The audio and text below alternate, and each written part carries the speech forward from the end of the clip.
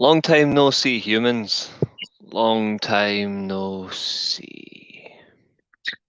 Yeah, something like You're that. doing a Terminator thing by the looks of it with the sunglasses. Telling you, There we wears go. sunglasses indoors. Reece is that guy. Oh yeah, and then I'm wrong with that. But welcome I back think to the I might weekly have done show. it on one before for a gimmick, and even that I don't even think I did it all the way through. And you're here rocking the sunnies indoors like some kind of what? You think you're above people, do you? Absolutely. Incredible. Well, I it got goes an away. incredible We're ego. away for a week. We come back after missing last week, just scheduling. Really, that's all we can put it down to. I was busy when I was free. You were busy when you were free. I was busy, so it didn't work out. But Shock we're here horror, eh? this week, Shock horror. But and that that's how we're means at. there's a bit of a bumper episode today. We're still going to try and get out in the usual time queue. We just have a lot to get through. So people, do leave your comments. Absolutely. And if we're on topic, we'll discuss. We might have to just sort of put a pin in some of them, come back to them on next week's show, depending on the topics, because we have got news across the board, information coming from all parts, reviews ish. We're just sort of going to give you the flavor, because the world of wrestling moves so fast. But before any of that, other than the arrogance of the sunglasses indoors, how you doing, Reece? I'm doing not so bad, thank you. I'm doing not so bad. And I did tell you about my new electric power desk. So here's a brief example of that.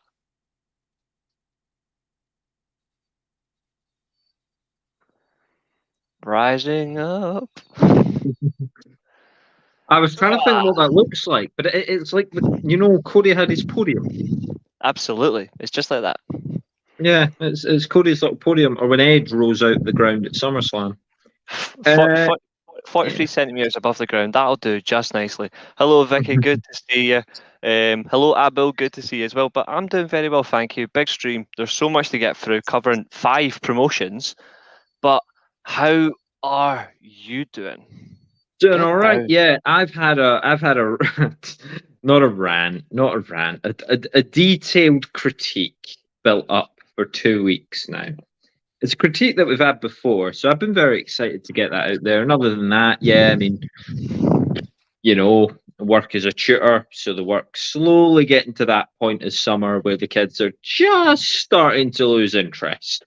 So I think they're looking forward to the break more than I am, and that's tough to believe. But no, we're doing well, and we're here to discuss firstly WWE.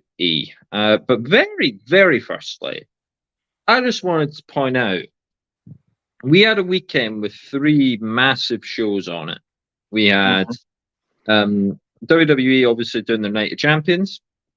Yep. We had AEW returning fire with Double or Nothing. I choose nothing.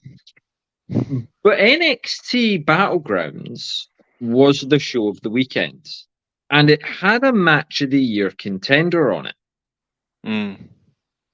And I'm sure we're in agreement as to what the Match of the Year contender is. The last man standing. Oh yes. Oh yes. Because the rest of the card, the rest of the card was woeful. Woeful's harsh. Woeful's harsh. I thought Tiffany Stratton and Lyra Valkyria did better than I ever thought they were going to do, so maybe I just went in with lowered expectations on that one. You know full well that match still annoys me. You know full well that match still annoys me. I know, but they did better than I thought they would. And the British Round Rules match was really fun. I did enjoy. It was better than Progress, actually, when you think about how Progress do a British Rounds, which is generally it's British ran, but they actually done British Rules better than Progress, which is very interesting. Yeah, so Noam Dar and Dragon Lee would have had the best match of the night. Carmelo Hayes and Braun Breaker 2 would have had the match of the night. I don't know. I don't think it. See, when it comes to that match, I've got nothing against Carmelo Hayes. It worked, and in other places, you can see that both are still. Neither's there yet. You can sort of see why Braun Breaker's still in NXT. Hot take for me. Carmelo Hayes needs to drop the NXT title to Baron Corbin. Ooh. Well, of course, I'm, Baron Corbin I'm gonna showed get up, stick for, and I'm gonna so get has. I'm gonna get stick for that, but I would rather they put the title on Baron Corbin because I in all think I due respect, actually it's agree. not working. Um, He isn't Baron working. Corbin was on TV this week. Obviously, Adam Pearce is out there like, well, what are you doing? And he's like, you need to put some respect on my name. I'm the last man to pin Roman Reigns. I retired Kurt Angle. I've been in 5 WrestleMania matches. Just or was it 6? Maybe you even said. But basically, yeah, Five, he yeah. just rounded it off, and he was like, yeah, this is me. Put some respect on my name. And if this is the start of take Baron Corbin seriously, I'm all for it. But I think he has to win the title. I Otherwise, feel, he's just once again talking and not doing anything. You I know. feel sorry. I feel sorry for him because I've always rated Baron Corbin. He's in my opinion, when you look at across every major promotion, Mm-hmm. I would say he's not one off. I think he is generally the safest worker in wrestling. I actually think he's safer than Bryan Danielson. No Tough disrespect. one. Bryan Danielson is one of the best, obviously. I'm not taking that Yeah, away from Danielson. Danielson isn't that safe. I'd say for safest worker, you go to the Miz. Yeah, that's true. But I think when you If look at I think the overall, Miz might be the safest worker. If you were to give me any wrestle, I'm untrained, obviously. I pure can pick size any wise, wrestler in the world to have a match with. I'm picking the Miz because it'll just be a bunch of nonsense. He'll make sure that you don't do anything tough, but at the same time, I don't think he'd shoot on anyone either. Like he very just doesn't sort give of me that safe, impression. standard guy. No, He not at doesn't all. give me that impression And of either. He course, was that shooting wasn't his someone. background. His background wasn't as a shooter; it was as a reality star. Anyway, we've somehow gone round there and round those houses. That's But a fair. That's a fair point. I'll agree to that. Some of his character, I yeah, genuinely can't so stand. I but agree on like that. you can't stand his character. If his character was serious, that would be a good heel. I miss the lone wolf gimmick, or even the Mm, enforcer. After he went from the enforcer, it went downhill. Eventually, he got back to like the bum ass Corbin, which was a The little bit of fun. But enforcer isn't when he was like forming a different stable every 2 weeks, is it? Because no, that was that was I like always death of Raw. that was King Corbin. I mean, like when he was like like the enforcer for Kurt Angle, then he pretty much just took over. Oh right. I mean, just that period where he wrestled in a black shirt and jeans, and he actually looked like he just Okay. didn't care. Like I Mhm. like that part of him, but after that, it went downhill, and I feel like they didn't take. I don't think they appreciate him enough. It's a shame, really, because I genuinely think Baron Corbin is that good. I Well, do think he's that yeah, I think I said it on the show a week or two. Well, wouldn't have been a week ago. We weren't here. So a a couple few of weeks weeks ago. Yeah, ago, I think I said that John Cena, The Rock, and Becky Lynch have killed Baron Corbin's career, and pretty it'll be much. interesting to see if he brings it back. And speaking of Seth Rollins, he's going to kill his own career in my eyes because this babyface, Seth Rollins, World Championship, carbon copy, just carbon cutout, stupid face promo. Right, a lot of people were praising Seth Rollins for this. I still The will. gold suit, I'm over his look, okay? If he's going to dress like that, fine. Subsharp. Go for it. He's not dropping it. He's not dropping that. That's clearly just part of him. So fine. Why does he do face promos like a heel? I think the one thing is about Seth Rollins, and we've known this for a very long time, and I think everybody in the live chat will agree. There's baby faces that can do an absolute amazing face promo. There's heels that can do amazing heel promos, and then there's right in the middle that can do a mix of both. But they cannot differentiate. I think Seth Rollins is bang on the middle. He's a brilliant babyface. He's a brilliant heel. But when it comes to doing a promo, he can't split the two. So it's Yeah. always going to come off as babyface and heel right in the Well, middle. yeah. He is pretty much a tweener, but he is supposed to be a babyface. But I also don't think it helps that the promos are being given to him are being done like this on purpose. I think Yeah. that's generally contributing. I don't think it's all his fault. I think some of it is his fault. I think he's made the character go on too long. But then again, though, it's so over, it's hard to get away from it. But I think he has to make those changes where he doesn't have to be jokerish all the time. I still find it fun and entertaining, but there has to be moments where he immediately switches it and then he becomes deadly serious. Well, I thought he had a serious moment in this promo, but my problem with it isn't that he was serious or not serious. Yeah, Exactly. That is a heel look. But again, I'm over his look. Look past that, okay? You get an open goal as a face, okay? Mm-hmm. Because you've not been put up in a promo. Yeah. You've not been put up in a promo with Roman Reigns. So you're not going to be drowned out. Okay? You're the True. new babyface world champion and you're defending your title tonight. And it's against Damian Priest of the Judgment Day. Now, the Not bad. Judgment Day are absolutely loathed. They're genuine heels. They get booed. Correct. Open goal as a face. Okay? And I don't know if I read too deeply into things, but I thought Seth was remarkably heelish here. Like, I think he was extremely Cody heel cocky. wouldn't have done that. And I know maybe I'm asking too much by going, that's my benchmark.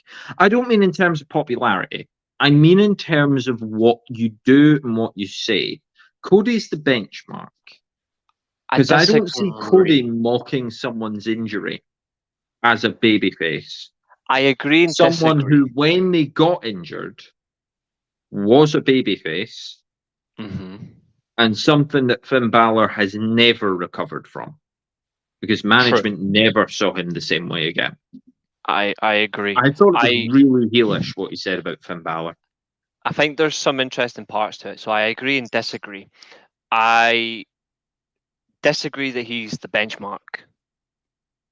Okay. Plain and simple, I disagree he's the benchmark because I think his promos at the moment are far too vague. His promos are extremely similar. There's a lack of, like I've just said about certain characters, differentiation. It's always the same bloody promo. I think that has to change up a little bit. He's still great. He is still great. But I think when you look at it from that sense, yes, a babyface should be making those. But I think in the presence of a heel, I do see why they've done it. But it should have been role reversed. Yeah, and he shouldn't. And I don't even mean this as like I don't mean this as like, it's Pride Month, whatever. I don't, like people can follow it, people can. And honestly, I'm not here for political debate. Of course. But making jokes the way Seth Rollins did at the opening of this promo, where it was very clear where it was going, I found that a very curious move. Because John Cena got away with it. Because when John Cena did it, we were 10, 15 years ago. And I wasn't offended. I want to put this out here. I'm not offended. I just don't think a babyface should be doing it. We're lucky you're when you make jokes about them doing everything together, it was fine there. It was fine when he said, do you do everything together? But rather than do you hold is when you go to the bathroom, wherever it was going before it was cut off, which people found funny, and the delivery, Seth did okay. I burst out laughing because I knew that it was not a disparaging, it was general humor. Just hear John Cena. Like, it's a line John Cena would have said. And I don't, sorry, John, because I don't mean to, I don't mean to, belittle John Cena and The Rock by saying Seth Rollins is even half as good a promo. But John Cena got away with lines like that. This guy literally said it in 2000. Seth Rollins doesn't. Yeah, this man literally said it in 2000 to Chris Benoit and Kurt Angle. Chris Benoit and Kane. He told them to go into a little quiet place and literally just pull his trousers down and then have a look and see if he's got a penis. So he literally said that. So that's literally a highlight at the time. But again, though, as you've correctly stated, that was 23 years ago. It's not very babyface. I think there would have been a few people that were offended by it. Probably. But this is the thing. Because they'd be like, all right, so they're heel and therefore they're gay and therefore it's funny. People would be making that connection. If I'm making those mental gymnastics, and it could just be the autism or whatever playing up, and I'm creating links that other people don't have there. But I saw that link immediately. That was my first thought. I was like, you're a babyface. Maybe don't. But yeah. I had the same thing, but that's because I was reading between the lines and I was listening in. But I was also thinking as well as, why is WWE going to that level when we already know this? WWE wrote that. WWE wrote that for him, whether it was Triple H or whoever's writing Seth's promos. They wrote that for him at the same time as trying to cash in on all the Pride stuff. Just remember that. They're lucky in the general consensus, though. They've got somebody who actually does come off as an actual entertainer to deliver it, where it's not going to be offensive, but the wording, regardless, is still offensive. At least it was, and to be fair, maybe this is where the campness of Seth Rollins helps.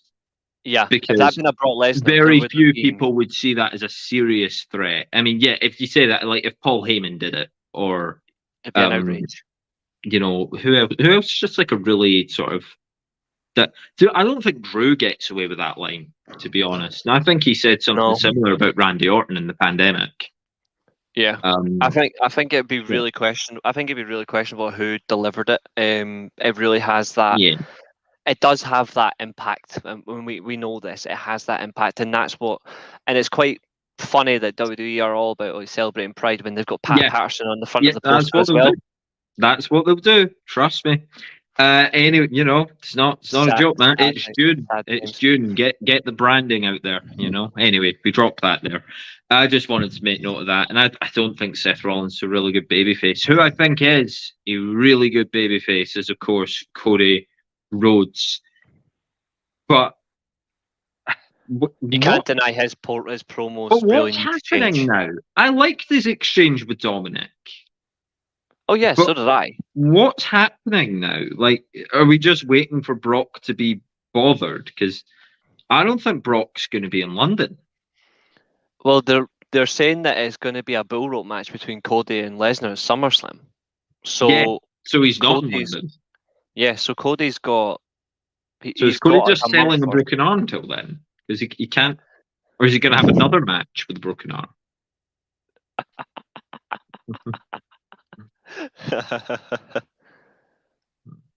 He's one of the best heels, like I've seen. Yeah. Like when he's generally on it, he is one of them.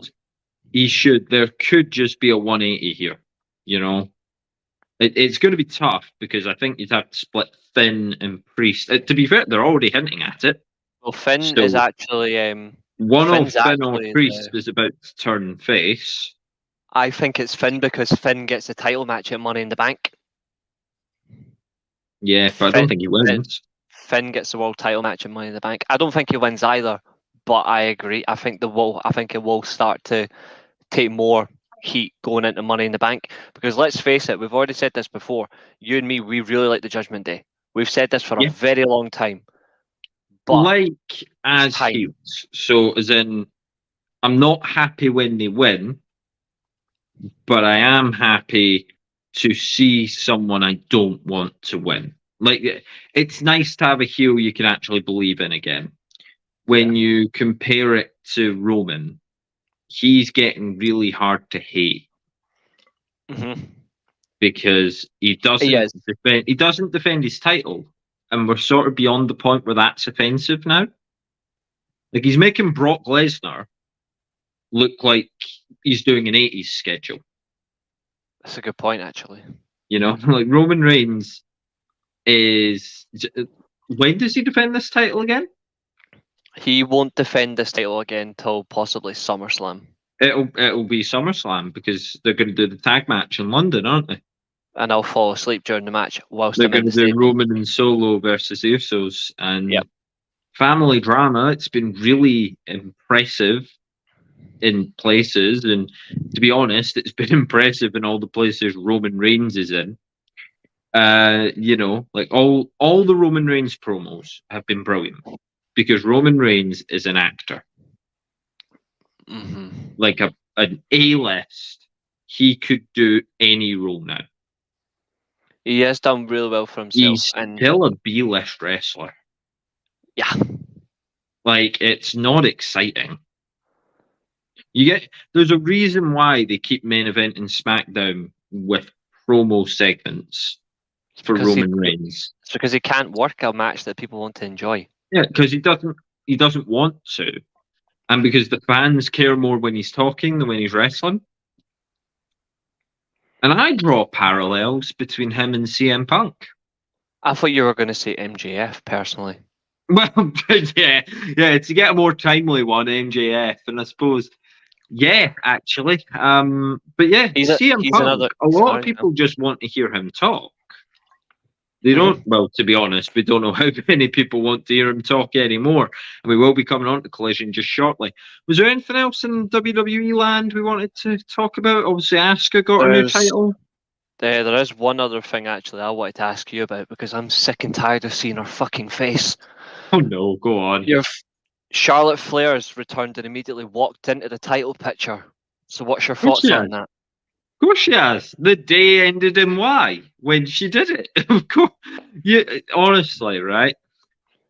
After the Money in the Bank, when Brock Lesnar walked down, which I think is the most infuriated I've been with Brock Lesnar, Yeah, they've slowly annoyed me less. They still annoy me when Brock decides, you're awfully heelish today, going at the commenters like that. I like Charlotte. I'm not Mm. bowing down to a It's nepotist. the sunglasses. Who was it? There was a heel like he adopted sunglasses. Is it like oh, Plenty, yeah, I know. plenty. I'm trying to think of like the high profile one that I'm Nick Bockwinkel, any of the Four Horsemen, Sting as a heel when he wore sunglasses indoors, James that must be Storm, the one because I was like it was old. Yeah, it was Sting. The I was Rock, like, yeah, The Rock as sunglasses well. Sting. Yeah, no, loads of people have done it, obviously, but here you are healing it up as well. Hell yeah. Yeah, the day ended in Y. But much like with Brock Lesnar, they slowly annoyed me less. Now Charlotte comes out, and it's just apathy. It's just no one cares. Like, oh, here you are again, the daughter of nepotism. Like she's here because her dad is a legend, and Absolutely. Charlotte. When we thought Charlotte was going to leave for AEW, of course she wasn't. She'd have to work at it in AEW. Oh yeah. In WWE, she's just like, I'm Charlotte Flair. Give me a title match. Exactly. She's It genuinely like, wouldn't overly shock me if she won, by the way. you know what's even funnier, and I'm just going to say hello to Daz as well. For Seth, it'll be Finn Balor. I just want to say this as well because this is really funny. Ringside News put out an article today saying that Charlotte Flair has been voted the best wrestler in the world. So I put like 30, 40 emojis right of laughing, and I said she's bang average.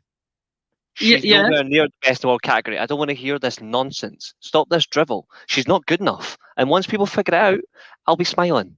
Bianca Belair, It's better than that. after a dose of several drugs, would She's on still wrestle rings around Charlotte Flair.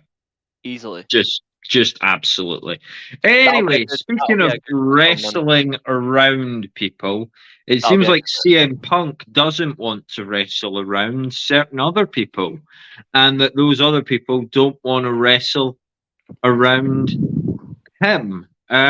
AEW Collision I'm gonna has been bring the announced. banner up. Yeah, I'm gonna bring the thumbnail up because obviously I do have the Yeah. main event match on the actual thumbnail for today. So everybody on screen now, just remove this bit. On screen now is today's thumbnail, and the banner is there in the bottom corner. Actually, sorry, I'll rephrase that. It's in the middle, the bottom bit in the middle. So your main event for the first episode of Collision, which is next week, it's Samoa Joe, Bullet Club, Black and Gold, Jay White and Juice Robinson versus CM Punk and FTR. So CM, FTR versus Joe, White and Robinson. Say this now, when you think about it, I actually don't have a problem with that match in general. I don't have a problem with it. I actually think when you look at it from side to side, good workers all the way around. They can all do good promos. One of them can be a bit questionable at times, but that's CM Punk. But generally, he does have vast majority of the time good promos when it doesn't involve certain people. But overall, I'm not against this match at all as a main event. I think it works really well. I'm actually okay with this. No, it does, but it does pose an interesting question. Go on. AEW Collision Mm-hmm. is another new show It's going to be that their second features show, the yeah. talent of Ring of Honor. Yes, they will be there. I don't know if he'll be on every show though, because obviously Ring of Honor obviously is the night before, and obviously Death Before Dishonor and all that. Their main So Ring pay-per-views. of Honor is going to be AEW Dark then. No, because that's Like pretty it's much going to be all the people that Tony doesn't want to use on Collision. that's what Rampage will be for. Because Rampage Stuck is on Ring of Honor. Oh, Rampage is still going. Rampage on the Friday night is going to pretty much be where all the More Dark people elevation. watched the dump I took last night than watched Rampage. That's disgusting. But in respect though, like I don't see the point in Rampage, but they've only done one good episode of Rampage, and that was a couple of weeks ago, the championship one that Bryan Danielson, funnily enough, done the whole way through. He directed the whole episode, but I think overall that's what the main plan is. Dynamite and Collision are going to be the two shows where they'll have the split rosters, but Rampage is going to be the Dark and Elevation combined. So they're going to have the case that AEW Collision's got basically all the people the Elite don't like. Most shows there will be. It seems to be how they've divided it up. Yeah, there are shows where though that Kenny Omega, the Elite, Hangman, Blackpool Combat Club, they will all have to be on Collision, and when they're on that show, the likes of Punk and whoever is associated to him, etc., they'll be on Dynamite that week. So they will go like in that sense, but they are still going to do like a main split. Right. So it's a brand split.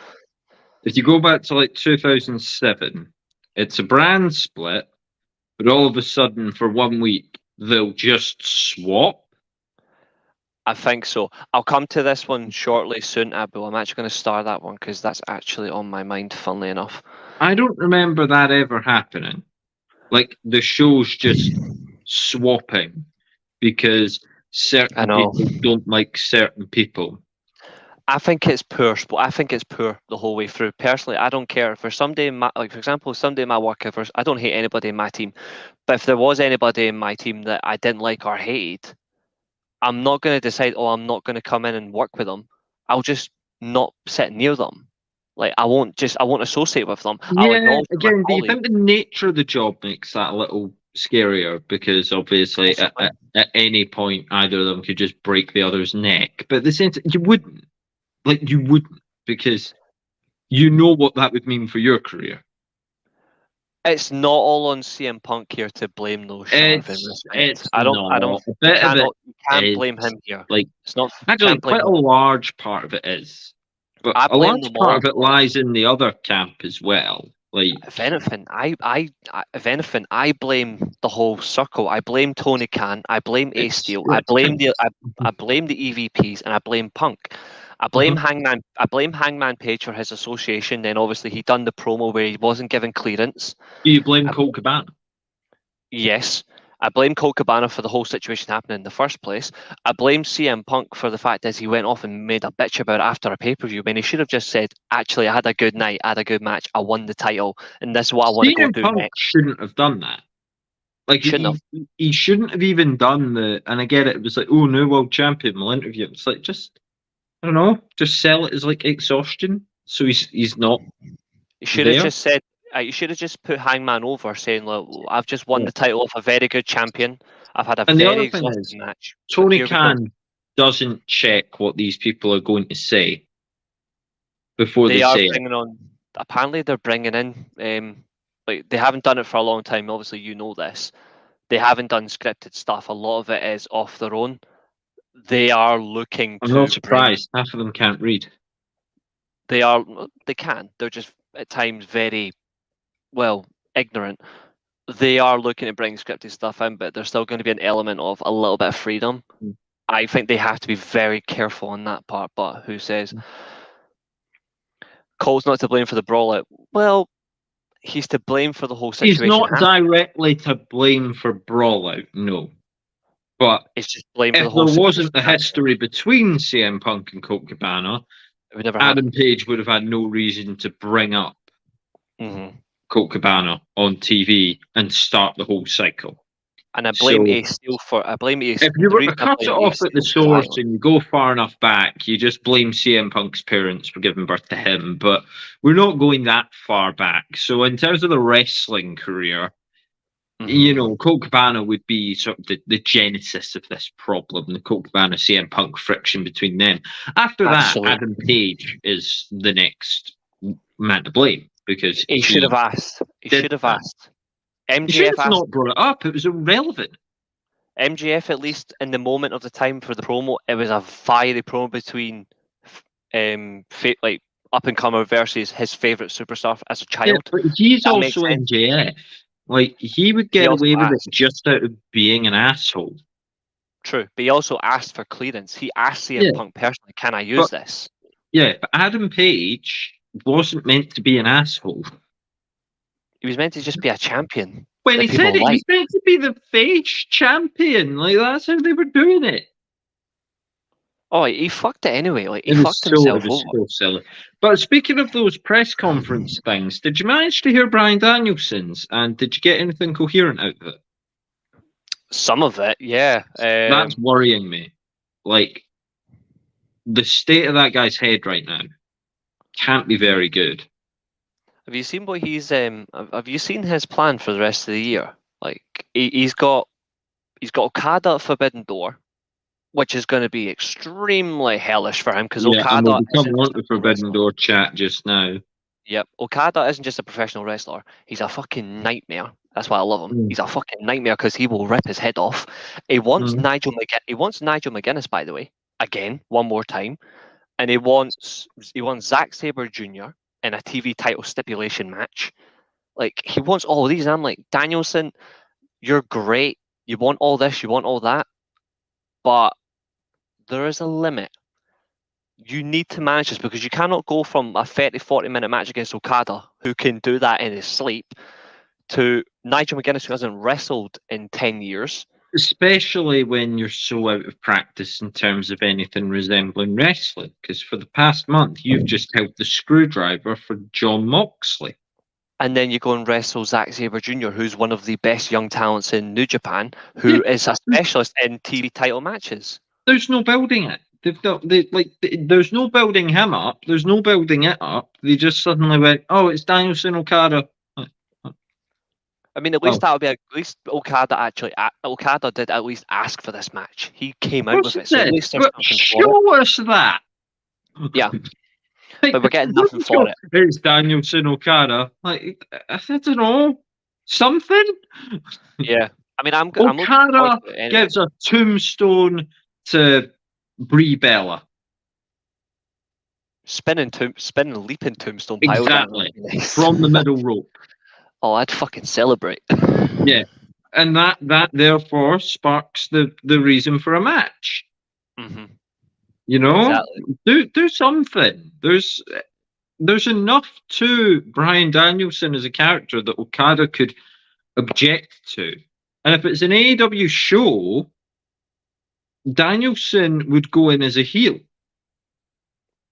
Okada so if Okada attacked Brie Bella, Okada would be cheered for it. It would just be nice. Therefore, you've strengthened the Okada babyface. It's hard to figure out what it looks like. It's just going to be a battle. Like they've already coined it as it's the battle of. Well, they've already marked this as the battle of the best. Battle. Who John Moxley asked for? And how many times is he going to bleed? John Moxley, Forbidden Door. Well, he does. He actually was in the Forbidden Door match, not the Forbidden Door. He was in the trios tag match. Funnily enough, against Okada at the weekend. Yeah, it was actually a good match. He didn't even bleed, by the way. So it was a good match. No.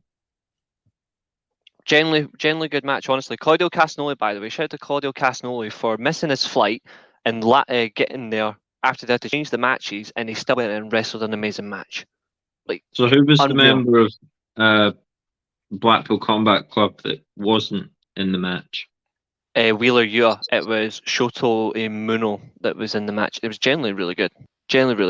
Forbidden Door, in terms of the matches, all they've announced so far is the US title match rematch and Danielson versus Okada. I don't know if you're gonna. I don't know who Moxley will get, but to be honest, He will be on the show. depends. It depends on who you throw him up against. I think it's probably going to be him in a tag, or he'll be up against someone from Japan. But Well, who are the six-man champs in New Japan? that's Okada, Tanahashi, and That makes it tricky. just getting the other one for you. Aye, it's let me just get the full thing for you. Aye, so it is Chaos. Funnily enough, it's Tomohiro Ishii, Tanahashi, and Okada. That is a heavy hitting like. And this is Chaos back to their best. That's This is two main eventers and certainly an upper mid carder in Ishii as the six-man champs. That's okay. So what other trios have they got? What other six-man teams have they got? Because surely Blackpool Combat Club are just going to end up doing one of those. Well, there's Bishamon, still strong. You've got United Empire. Okay. You've got just United five Empire. guys. Well, Osprey's fighting Omega, so just five guys. Well, he could face. I was going to say Sanada, but apparently it's going to be Sanada versus Jericho. Maybe Page and the Bucks versus United Empire.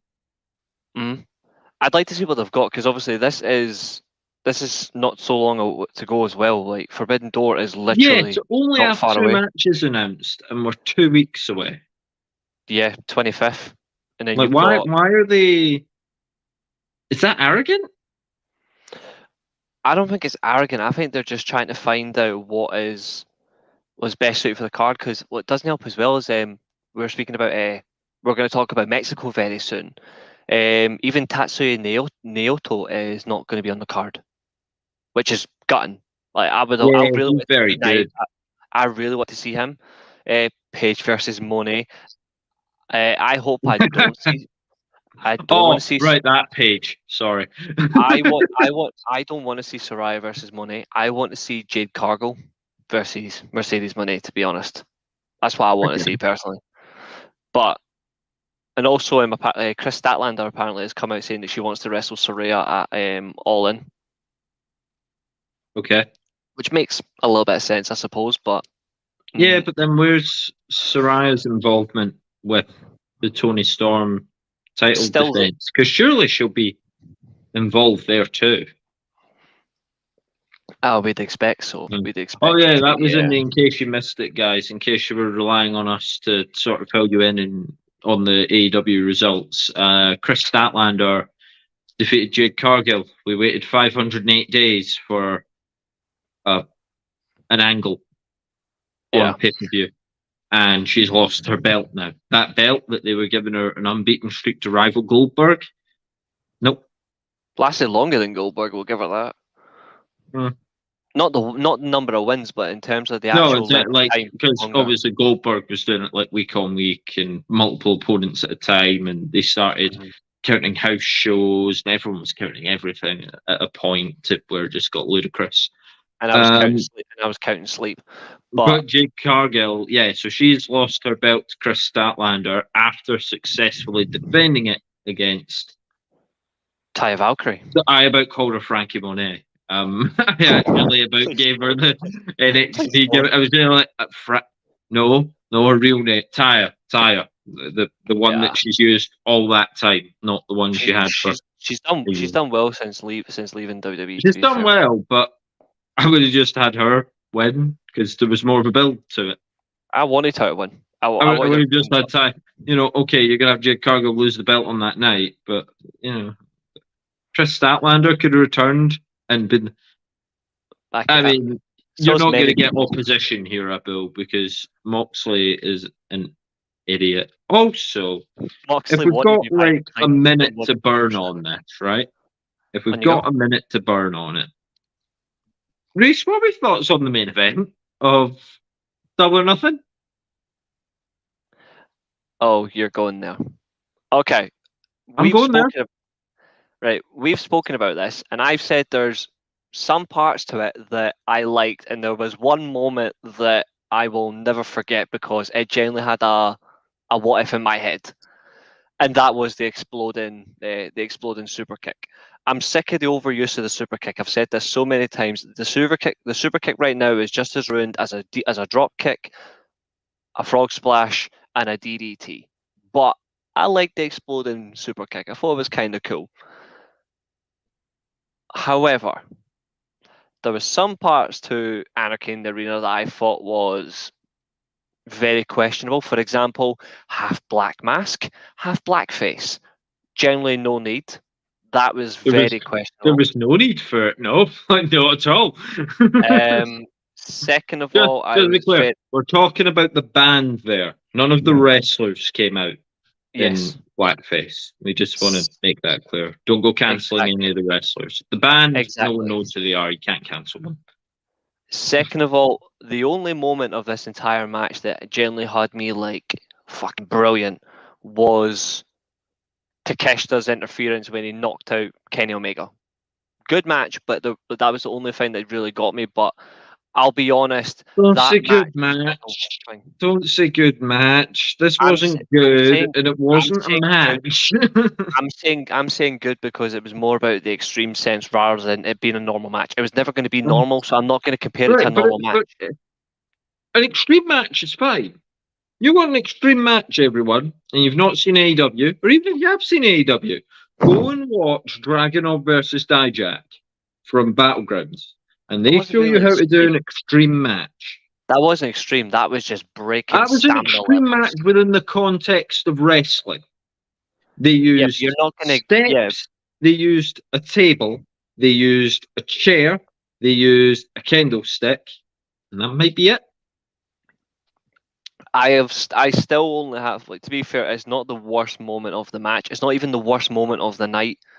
The worst moment of the match was definitely Nick Jackson taking thumbtacks in the mouth and taking a Swiss uppercut from Castagnoli. He's just an idiot. They're all just idiots. And Matt Jackson jumping yourself. Matt Jackson going right foot first, barefoot into the tacks. Really, fool yourself, people. Right? I saw a clip yesterday on Facebook that was just a clown wrestling another guy. So when John Moxley grabbed the other, he was dressed as a clown. It was just one of these things that Facebook went, "Oh, you're interested in wrestling? Here's the for you sort of thing." The same sort of thing TikTok does and YouTube does. They all do it now. They all just give you random videos like, "Hey, you might be interested in this." And the first thing I saw was a clown thrown out of a ring, like powerbombed out of a ring, through a glass table that was propped up by two chairs. That was the first bit. This was the same match. We're talking like light shoes. We're talking a tombstone through a glass table. We're talking just utter, complete filth. Just filth. Complete rubbish. Untrained rubbish. And if you remove the clown makeup and you removed whoever the other guy was, you could placeholder put in John Moxley and any of the guys on the other team in that match, and it wouldn't have looked out of place on AEW. It wouldn't have looked out of place on that show. It was unprofessional. It was ridiculous. It was a waste of Bryan Danielson because he didn't do anything. He literally didn't. If you're picking one person to take their job in this match, Bryan Danielson. So he's wearing like heavy boots, so he's not going to get the tacks in his foot anyway when he runs. He hits two running knees and leaves the ring mostly unscathed. I didn't see a bad spot Bryan Danielson had to go through. Yeah, that's true. I think the thing is though is like that's the questionable point of who is actually doing what for the match, and I think this is where it gets complicated because I'm still a fan of the likes of Danielson and Omega. I'm still a fan of Takeshita. I'm glad he's involved in some aspects, although at least he's not doing the extreme sense. All he did was the running knee to knock out Omega, so he did his little interference for the match.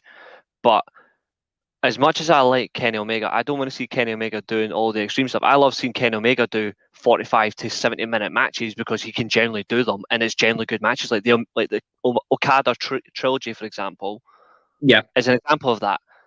they were amazing matches, and they were exhausted, but it was pure wrestling. Omega in an extreme situation. I use one example because obviously I'm a big Impact fan. I didn't want to see Kenny Omega drop the title to Sami Callihan because it did need. But again, he at least the one thing I will give Kenny Omega credit for, even though he is not an extreme wrestler, at least he actually is properly committed to it. I think there were some people in that match who were generally just out there to, you could say, have fun. It's their element. If you're going to be out there to have fun, you shouldn't be doing it on other people's dime. And you should not be taken away from the Fatal 4-Way, which I really enjoyed. And then afterwards, from the moment Justin Roberts had that poo-eating grin on him, remember last year, Anarchy in the Arena? He was like, well, it's about to hit the fan. He said it sort of like, oh, here we go. This year he leaned into the meme because it's all just a meme, because AEW is a meme. AEW at this point is a complete meme. It's a joke. And it's these guys, it's Tony Khan having enough money to get his favourite wrestlers all in the same place. Is his favourite wrestlers then cashing a paycheck to do whatever they want? John Moxley, you were saying there's a main event attraction? Yeah, I want to bleed every week. Okay, bleed every week. Okay? Yeah. Danielson, we've signed you as the best wrestler in the world. I just want to go with the guy that bleeds every week. Okay, you go into the group with the guy that bleeds every week. MJF, you're going to be the world champion. I'm going to show up once every 8 weeks. Cool? I guess so, Max. We've got plenty of Orange Cassidy to go around for everyone. I like Orange Cassidy, but I think I really do like Orange Cassidy, but I think they've made a horrible mistake. You can see that he's going to be involved in an he's going to be involved in an 8-man tag next week. Like he's like on Diamond, he's in an 8-man tag. Of course, I think it's not his. That's not down to him though. That's not his fault. That's what they're booking. But you can tell he has worked such a heavy schedule for months defending that title, and he has done, and I will give him credit for that. But you can clearly tell his back, he needs to take a break. He should have dropped the title to Swerve Strickland. It was a great match the whole way through. They two really worked. He might yet do it. It was a great match between the two of them. Worked really well. I actually liked the dynamic back and forth, but you can clearly tell. He might yet do it. Anyway, Orange Cassidy's going to have to be all healed up because he'll probably be in the G1 at this rate. No, he's not. No? Are we sure? Are we safe? No, I'll get the full list up for you because we can. Because I was waiting for Orange Cassidy versus Toru Yano. You know, Yano will try and sell him his DVD, but Orange Cassidy can't grab the DVD because Orange Cassidy has his hands in his pockets. Comedy gold, that. Yeah, that's comedy gold enough. Eddie Kingston sucks. He's rubbish. Let's see. I'll get because it's new blocks this year, so obviously it's 20 instead of 10 this year. So it's we're getting 20 people, double the people, maybe not double the talent based on obviously Eddie Kingston's here. Yeah, one thing that we actually is guaranteed to happen as well is it's Eddie Kingston will face Shingo Takagi as well. Oh hooray! I like Shingo. Why should you subject him to that? At least he will just wrestle Kingston. At least Kingston's not going to have an absolute insane. But Kingston can't wrestle all that well. He's going to have to in this case if he wants to do well. He's going to have to be good in the ring, or people are going to go, "Hey, that Eddie Kingston really isn't good." He had a very good match with Claudio, so I'm giving him the benefit of the doubt. Come on, how much of that match do you think was on Eddie Kingston? I'm saying overall work. He actually did work. I'm giving him benefit of the doubt. Claudio's one of these people that could carry a rake to a good match. Yes, but I'm still giving him benefit of the doubt. Because I actually thought it was a good match. Anyway, run through those G1 blocks. Yep, let me just get them for you too. Or get them on the screen, depending on what you can do. Yeah. I don't know what wizardry you've got. It does start August 10th as well, so still got a little while to go. Let me just get fucking. Well, that doesn't help. It's in bloody. That's all the Japanese ones. Give me it here. Come on.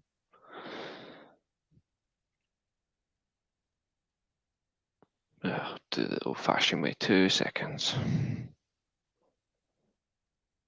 G1 Climax 33. Yep. So there we go. There we go. That's what I'm looking for. So this is Block A. So Block A, we've got IWGP champion Sanada, Chase Owens, Hikaruo, Ren Narita, Shoto Imuno, good quality talent, Yota Tsuji as well after he lost to Sanada. Funnily enough, he's in this match. Gabe Kidd is in it, and obviously, as I mentioned before we went live tonight, Kaito Kiyomiya is also in A block. So I'm expecting him to face Okada in the semi-final. Block B, I think you're going to like this one. Block B is Kazuchika Okada is obviously the main headliner. Then it's Yoshihashi, Taichi, Kenta. And the rumor obviously that is Kenta could face CM Punk as well, Forbidden Door. Great-O-Khan is in this block. Will Ospreay is in this block. Tango Loa from Congo is in this box. In this block, he's another one I really like. And Bullet Club's El Fantasmo is also in this block. Block C, so do I. Block C, Bullet Club leader David Finlay. Tomohiro Ishii is in this block. That's going to be really good. Evil is in this one. Right, yeah. Leader of Congo, Tama Tonga. Shingo Takagi. Aaron Henare, Eddie Kingston, Mikey Nichols. I do think that's a very interesting list, to be fair. And then D block, I think this could potentially be the most unpredictable block. Hiroshi Tanahashi. Probably not. Tetsuya Naito. Potentially. Hiroki Goto. No, probably not. Zack Sabre Jr. Maybe. That would be a good show. Toru Yano. Not a chance. Jeff Cobb. Big man from United Empire. The last two is Shane Haste and Alex Coughlin. Okay, so they're there to get plastered. Yep. The tournament starts overall on the 15th. So the 15th of July, which is next Saturday, the main tournament starts. Block action's over. The finals take place on August 13th. And then obviously the winner, as we know, the winner will face the world champion at Wrestle Kingdom 18 in January. Unless it's Sanada, then they'll have somebody else. But so July 15th all the way because through. If you win the G1, you've got the title shot for Wrestle Kingdom. Yeah. But you can also lose that title shot if you put it on the line. Absolutely. The quarterfinals take place on the 10th of August. The semis are the 12th, and obviously the finals the 13th. In terms of the quarterfinals, will be first in Block A versus C Block second. Block B first place will face second in Block D. First place in Block C will face second place in Block B, and first place in Block D will face second place in A Block. In terms of the matches, August 6th, you've got that is Okada versus Loa, Great-O-Khan versus Taichi, Ohashi versus Kenta, and El Fantasma versus Will Ospreay. That is on August 6th. That's a good little card. I like the run up. For it. I think you've got some great matches there. I think it's hard to call. I think you've got some absolutely fucking honking matches as well. But that is the nature of the G1. Not every match is one to watch. I'm going to watch it all, but just for you, who do you think wins the G1? I'm going to say it now. I'm calling this now. My favourite will not win this. Okada will not win G1. I think he will beat Kiyomiya in the semi-final, but I think he will lose the final. I don't want him to, but I think Okada will lose the G1 final. Yeah, I think you're right. So obviously none of the visiting talent is going to win it. No, I think Omega was just lucky that he had an amazing feud with Okada, so it made Yeah, sense. and I know you'd usually look at the leader of the Bullet Club, but probably not. I think for a I mad honestly one, can't see past ZSJ. Zack Sabre Jr. is one I was thinking of. Yeah, I think it comes. ZSJ. Yeah, I think it comes down to ZSJ, as you've said. My final four. I'm hoping ZSJ, Kiyomiya, okay, yeah. Okada. So that's my third, and I'm hoping the fourth one. It's either Yota Tsuji or Yeah, or Tatsuya Naito, because you can always get a good G1 match out of yeah. him. Naito is always good. I'm hoping for big things for Naito. It is weird that he's not. It's a shame he's not going to be allowed at Forbidden Door. Yeah, he's not allowed on Forbidden Door, which is a little weird. Because obviously you could get a good match at most people. I think by Kenta putting Tetsuya Naito in there. I think Kenta has a chance, but I don't know. He's always been Yeah. consistently good, though, to be fair. So it's basically just CM Punk versus Hideo Itami at Forbidden Door. Except a better version of himself. We'll never forget Hideo Itami. We'll never forget. I can't believe they bottled him. I'll be very surprised how far Finlay or Tonga goes. Shingo is hard to predict. David Finlay, this is weird because Bullet Club have never meant less. They're always big in New Japan. Yeah, but I think David Finlay means it's never meant less. I don't think he's a good leader. Look at the previous leaders of the Bullet Club. He should never have been leader. David Finlay's not on the level. He will never be bigger than. I think Jay White was an amazing leader. Like in terms of favourites, all the way through, I've loved every single one. But Jay White especially, I just thought he was totally different as a leader. Yeah. He was so unpredictable. Well, I've not loved everyone, but I think you know where the line would be. But anyway, speaking of lots of wrestling to watch and no one there to watch it, you're talking about Impact. It was stacked. Come on, behave. About 4 people tuned in to the spectacular. Do you care to share? Considering how many was actually there, fair play to them. It was actually a good buyout. Did they open the pigsty as well? No. Well, they do it in a barn, don't they? No. It looks like they do it in a barn. No, they just do it in a closed arena. That's what they do it in. So they've not called it a barn. Because it's not. It's an arena. I thought they've always got to go and dig dinner out of the pigsty. Because you know what? We're not going to go into that. We'll just what happened on Impact, Reece? Well, first of all, very good pay-per-view against all odds. Very good pay-per-view. The very interesting match that I mentioned to you about not too long ago, the 8-4-1 match, it delivered. I liked the concept the whole way through. The tag teams that they had especially worked really well. They got so much heat from Bully Ray, still got heat, but he's at least getting the match over the line, which is how it should be. I thought Joshua Gresham was one of my standouts. Mike Bailey as well, fantastic. I wish he was in G1. I wish Speedball Mike Bailey was going to G1. I think he's one of the best Canadian wrestlers. I'm hoping he gets the rematch against Tanahashi. Mike Bailey's all right from what I've seen of him. Yeah.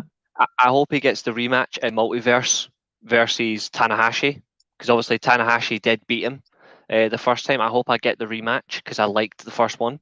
I wouldn't mind seeing the rematch for them. I thought the tag team match was really good. The Good Hands versus ABC. They're delivering as well. Frankie Kazarian versus Eddie Edwards. Overall, good match from a veteran perspective. It was no extreme. It was just pure end to end, just pure wrestling. Sorry, who did you just say fought Eddie Edwards? Frankie Kazarian. All right, I heard Sami Callihan. I was like, really? Still? He was on the card, but he was in a 6-man tag. He was on a 6-man tag. Dear. Not much else really apart from that. The dog collar match surprised me. Masha Slamovich obviously beat Killer Kelly. It was extreme. It was extreme because obviously it was dog collar, but it wasn't. It was purely just that we're just going to attach these two, and they're just going to beat the piss out What of each other. led to a dog collar match? It was at Under Siege, so Killer Kelly was out. Masha Slamovich was in a match, and Killer Kelly came through the crowd and basically just wrapped a chain right round her. Okay. So it's more on theme than, because obviously it was rumored that Cody and Brock were building to a dog collar match. WWE will not. They're getting bull. They're not going to do a dog collar again. No, they'll never. It'll be a bull rope.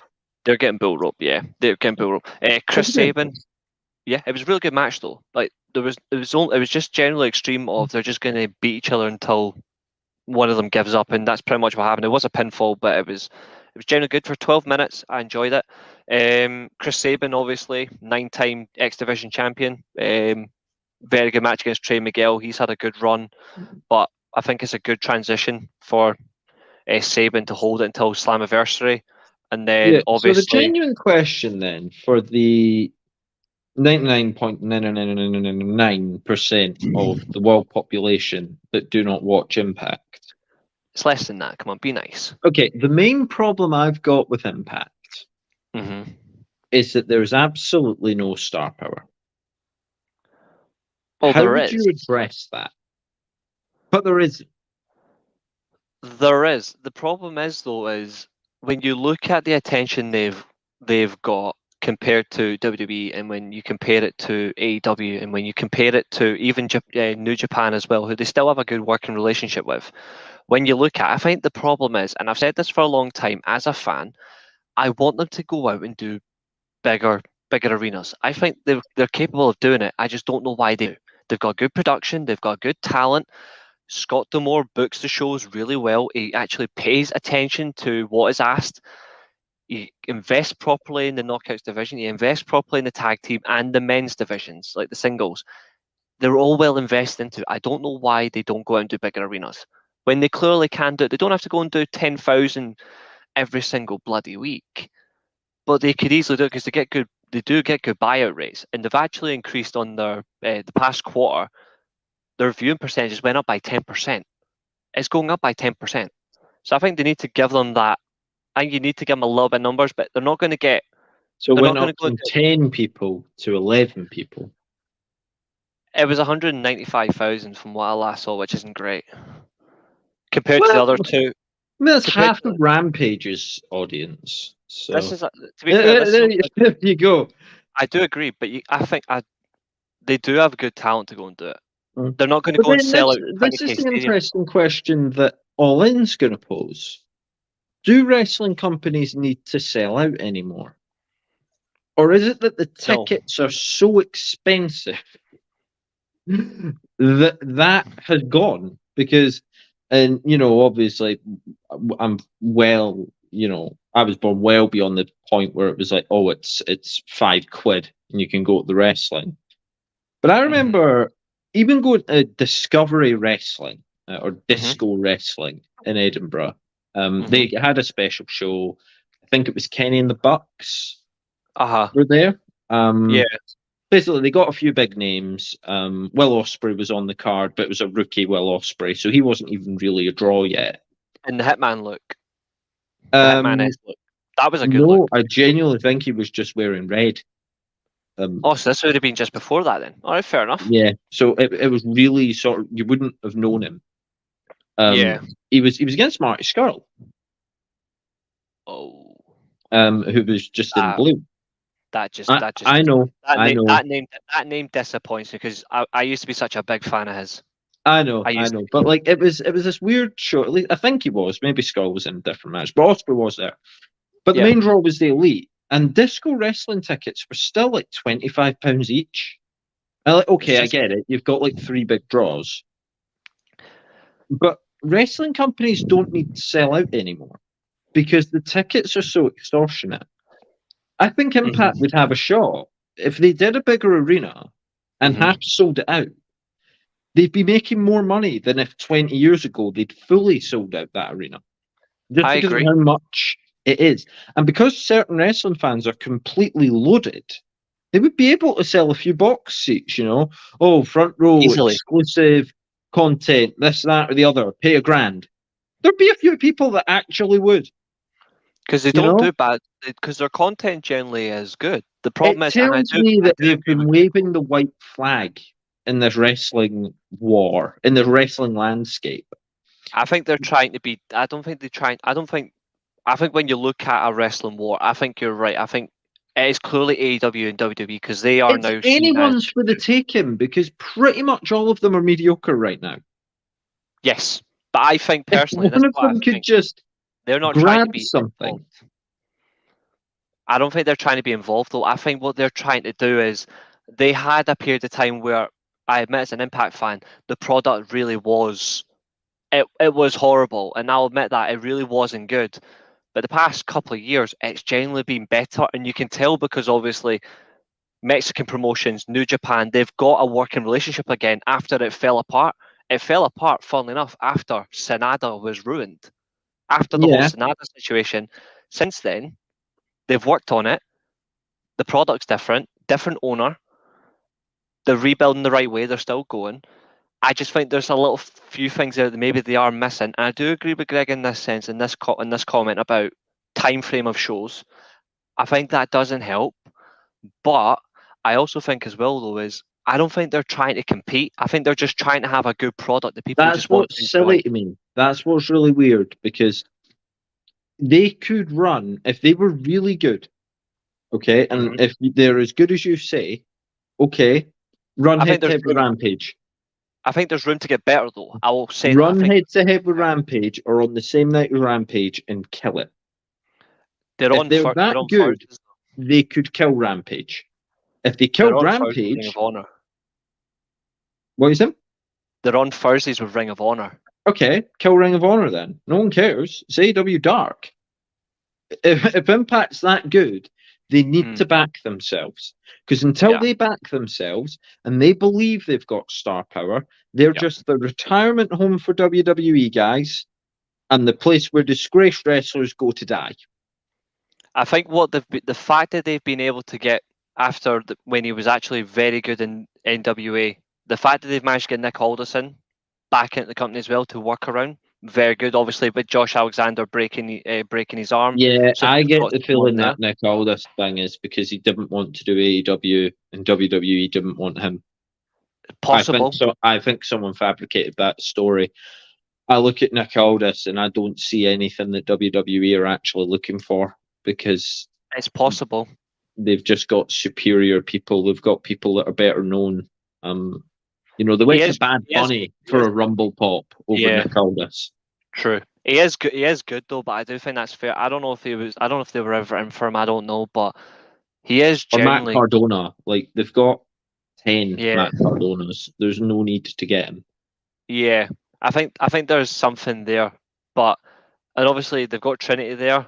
It gives them an extra bit to the Knockouts division, which is already good anyway. But at least they've got an extra bit of quality in there. I'm not against that. I think there's. I still think though, as a fan, and I say this, and I think you made a great point there. They do back themselves because they do have good content. They do run themselves really well. It's not backing yourself to have good content. You've got to be brave. I agree on that part. They've got to test that milk because they could do Tony better. Khan, for as much of an idiot as he is, he's brave. He's very brave. Oh yeah. And then he complains when he loses, but he's very brave. He runs head to head with WWE from time to time. Sometimes he'll run his big pay-per-view head to head with NXT, and you'll see fans watching NXT in the crowd. Yeah, I'll be honest. That part irritates me because I'm like, if you're there to watch a show, why and you've spent. This is the part that I don't understand about wrestling fans. They can be a questionable bunch. Why would you spend so much money to go to a wrestling show just to then go and watch something else on your phone? What if you were one of the fans that got your ticket with a burger? I think that was just a joke. I don't think it was. I really don't. If I was legit serious, then even I would. I think it was. I think they were struggling to sell tickets, and they sold them burgers. There has been I tell you one thing that is not helping them though, and this is they're doing tapings for Dynamite, Rampage, and Ring of Honor all in one day. They done that as well, and you saw people were actually physically leaving.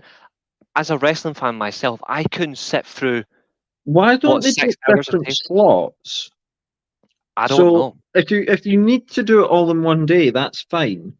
Mm-hmm. But you need to have a seat limit, okay? And obviously, you probably want more for Dynamite, and you can configure the arena. You can light it in It's different easy. ways. It's And easy. go, We know okay, this. there's not people there for this bit. You can make it look like Ring of Honor. You can dim the lights in certain bits, and then for Dynamite, your big Wednesday night show, there you go. You know, and Collision if they're taping it, whatever. You know, they can configure that stuff. The problem for me is book slots and do it price dependent. You want to go to Dynamite, you pay a Dynamite price. You want to go to Rampage, you pay a Rampage price. Maybe there's a deal to do a combo for someone who wants to watch Dynamite and Rampage, someone who wants to watch Dynamite and Ring of Honor. That But if you works. sold them as separate slots and you had like a morning, afternoon, and evening slot, then your And I think fans that's in the fair. morning that come to watch Ring of Honor, well, they can go away after Ring of Honor. And then you've got your Rampage fans coming in. And then your Exactly. Rampage fans would probably just stay because For most Dynamite of them have probably bought the Dynamite tickets. which is completely fine. I think you're completely spot on. I 'Cause just I don't think get it. That's all. yeah, I don't either, but I think that's questionable. One more thing we're going to talk about, and then after that we're going to wrap up because Yeah, we've had we're a going really to good quickly dart through this little tidbit that you threw at me. So, Triple the A. Mexican promotions, the major Mexican promotions, are fighting again. Yeah, And it's gotten worse. Reece, you need to explain this one to the people. yeah. What I'm going to do just for everybody, because I think this will be really useful, is I'm actually going. There is a thread of it, and I'm actually going to share screen. It is directly from Twitter, so unfortunately everybody's going to hate that part. Let me just get it because it was sent to me. Where is it?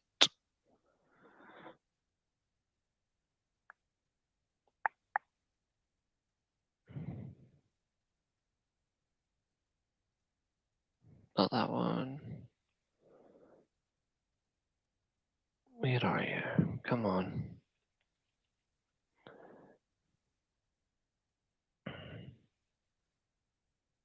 Scintillating stuff. Yep.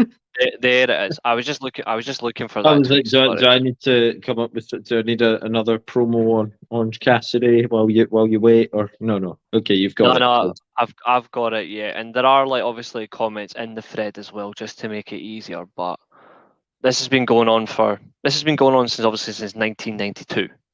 Yeah, this has been a long feud, Long time coming. So long this is it. promotional war. Really, you just need WWE to go and buy them. I'd rather they didn't. So this is it. So this is it here.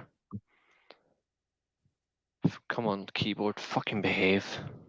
It's because I switched off. That's why. Hold on. Yeah, There that we ain't go. gonna help. Switch my keyboard off. That doesn't help. I'm going to zoom in. So let's see here. So CMLL and Triple A are the two biggest wrestling promotions in Mexico, and they've had beef pretty much since 1992. But it all stemmed from taking their best talent, including Conan. So it pretty much stemmed from that, and it's completely ruined talent. Because of this, what has led to now is Rush and Bandido all quitting Triple A because they wouldn't be allowed to work Forbidden Door, which is an AEW New Japan event. And New Japan is obviously aligned with CMLL. So from that, it's not just Rush, it's Bandle. There's several others are to leave. They're generally quitting because obviously it builds up to the crash, which is another big Mexico event. That's in Mexico City. But it's generally the sense of it is they're not letting them. They just won't let them compete. Yeah, they're not letting them get their big Tony Khan payday, which is Even it's a just shame for even those the wrestler. guys. But at the same time, I mean, At You least look at Mexican AEW don't talent, though. suffer for it. True. I think it's just unfortunate as well when you look at Mexican talent, though. Like, there's some very good Mexican, like, or even lucha libre talent on in their like Viking Go, like the Lucha Brothers, No. Angelistico. They are No, Lucha Brothers. Viking go F himself. He I do is like he Lucha is Brothers. Most of the Viking Go's best excellent. Mexican He is talent in talented. the business is in WWE. Hot take. Except none of them are better than Lucha Brothers. None of them. But I said most of the best. They're good. Some of them are good. Some of them are good. Some of them. Not all of them. Some of them. Two of them are obviously in LWO. I said two, not all, only two. But it's still You a can't be posing including question. Rey Mysterio in that. He's not Mexican. I know I never said Rey Mysterio. Right, okay, it's just you said two were in the LWO, and I was like, Yeah, I said yeah. Mexican and Lucha Libre in general. Right, okay. Two of them aren't. So it's not Santos and it's not Rey Mysterio, but it might It's be. not Santos. You kidding? No, he's excellent. Right, okay. So I thought you were saying the best weren't them. No. Right, okay. I thought we were going to have a bigger fallout than we did a few weeks ago. No, I like Santos. I like Rey Mysterio. Anyway, what this means for AEW is, well, very little, actually, because the same people that we're going to watch are going to watch without Rush, without Bandito. But now they've quit, so I guess they've got Rush and Bandito now? Possibly, yeah. But it just means that it's But it doesn't more add anything, really. Like, it's just unfortunate. It's another promotion losing talent over a squabble that's been going on for 30 years when it shouldn't need to. I think Bandito and Rush should just go to WWE. And they can do whatever they want. I would like take to it as a message. Join the LWO, and they'll slowly just form them all. We'll get Lucha Brothers in there. Let's just have a full on Mexican party. Anyway, this has been a full on party of a different kind. We've got through 1, 2, 3, 4, 5 different promotions. And all this stuff, good, bad, ugly, and Impact. And we'll be back next week to do it all again. You do know what next? So. Yeah, obviously, I'm going to cut it now. In anticipation of having to spend an hour to an hour and 15 minutes on a quiz that I need to write. That is for. Do you want to do that on the 25th, or do you want to do the money? We got to discuss how we're going to do it, where we're going to do it, all that sort of stuff. Anyway, but basically we'll sort that out. But don't worry, for keen watching, we will keep it to the time limit because I'm writing it. Reece is obviously notorious for 2, 3, 4 hour quizzes, and you can get more of those over on Devil's Rising. You can get more of the same of me only on this channel because I'm nowhere else. Anyway, this has been a lot of fun. We'll be back next week for hopefully more fun, depending on what happens. Hopefully Forbidden Door builds up a bit better. Hopefully WWE can put a bit of a Money in the Bank card together. We didn't even talk about the qualifiers, so maybe we'll know more of our field and we can dive into that. Anyway, you can take us home. Yep. So the 24th is obviously the quiz show that we've agreed on. That'll be the 24th. So that's 2 weeks on Saturday, and we will do the Money in the Bank preview. Could do it on the Friday night. We might not be able to do the 24th, dude, because Forbidden Door. Aye, that's true. So we can do. We'll work it out, guys. We'll get one anyway. We'll do that. This is what we'll do. I am at Money in the Bank and the SmackDown shows on the 30th and the 1st. What we'll do is we will do the quiz on the 8th. So we will do it the following week. So I will. So we don't need to we can just do. We don't need to do a recap.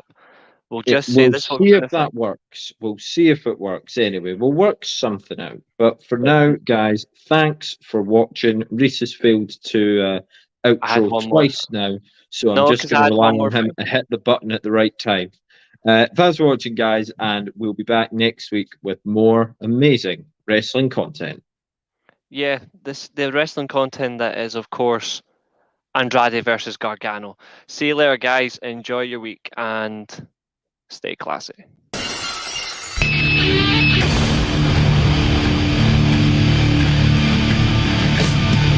my life in the box in front of me. Taking talk in my arms is the soul of me. You walk by, ask to see me later.